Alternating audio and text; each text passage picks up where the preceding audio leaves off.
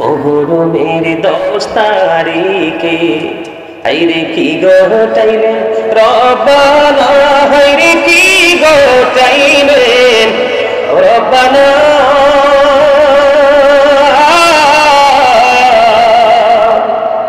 কলিজা ফাটিয়া যায় গো বুড়িতে সেই ঘটনা।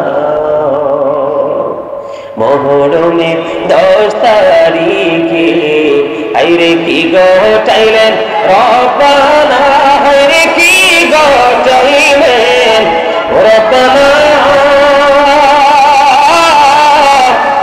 কলিজা ফাটিয়া যায় গো শুনিলে সেই ঘটনা।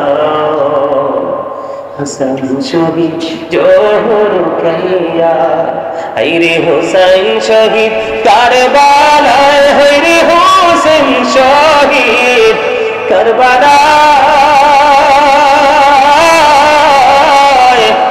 জয়নাল আব্দিন রইল গো বন্দী জিদের জেলখানায়। জরিরুল্লাহ কইরে খবর মাঝে নমর কান্দে না, হরে মাঝে নমর কান্দে না।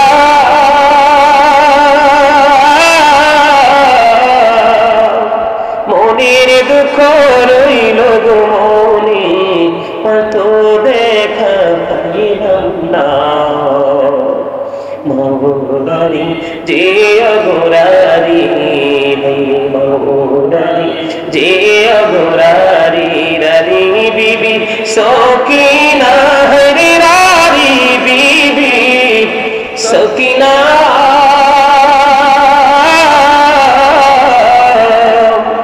এক ঘোড়ে 3 জন ঘোড়ারি, খালি সোনার মদিনা।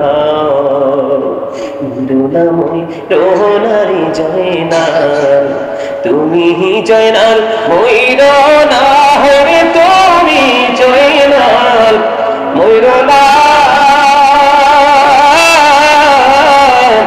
তুমি জয়নাল গেলে গো মারা, মত দেখা পাইলাম না।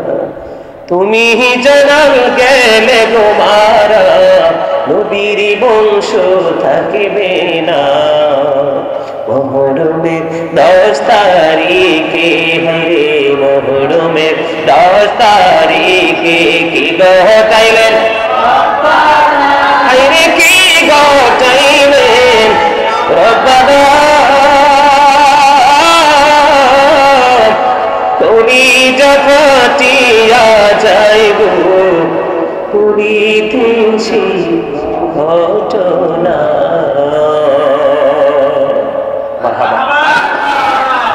আসলে এই গজল বলা এটা সবাই জানি, আমরা সবাই পারি, সবাই বুঝি।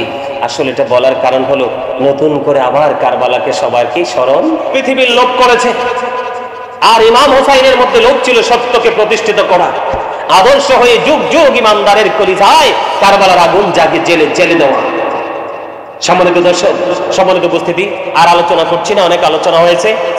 কারবালার অন্য কোন জায়গা নিয়ে অধ্যায় নিয়ে আগামীকালকে আলোচনা করব, কারণ ধারাবাহিকভাবে যখন প্রোগ্রাম করবো এক একদিন এক একটা সাইট, এক একটা সপ্তাহ নিয়ে আলোচনা করব। আজকে আমার উদ্দেশ্য ছিল কি, এই যে আশুরার আমল নিয়ে একটু আলোচনা করব এবং ইয়াজিদ এবং ইমাম হোসাইনের চরিত্র নিয়ে একটু কথা বলবো। আপনারা সবাই শুনেছেন ইয়াজিদ ছিলেন ইয়াজিদ ছিলেন ইহুদিদের কি, কথা বলে না কেন, ইহুদিদের দালাল। অর্থের জন্য নবীজির কলিজার টুকরাকে পৃথিবী থেকে বিদায় করে দিল, কথা বলেন না কেন, দুনিয়ার জন্য। ইমাম হোসাইন যদি দুনিয়া চাইতো শহীদ হওয়া লাগতো না, ঠিক কিনা বলেন। আর ইমাম হোসাইন রাদিয়াল্লাহু তাআলা আনহু ছিলেন আমার নবীর আদর্শনার মধ্যে, ঠিক কিনা বলেন। তাহলে দুটো, একটা হলো নবী আর একটা হলো ইহুদি। এখন বেঈমান কাফেররা কি আপনার আমার বন্ধু না শত্রু? আল্লাহ তো কোরআনে বলেছেন ইন্নাল কাফিরিনা কানু লাকুম আদুওয়াম মুবিনা। আল্লাহ বলেছেন the heretics are the eternal enemy of the believers.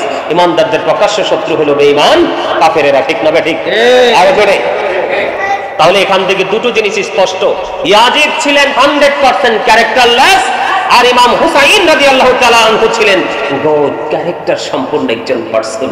যেরকম না সুবহানাল্লাহ, একটা আদর্শ, একটা ইতিহাস।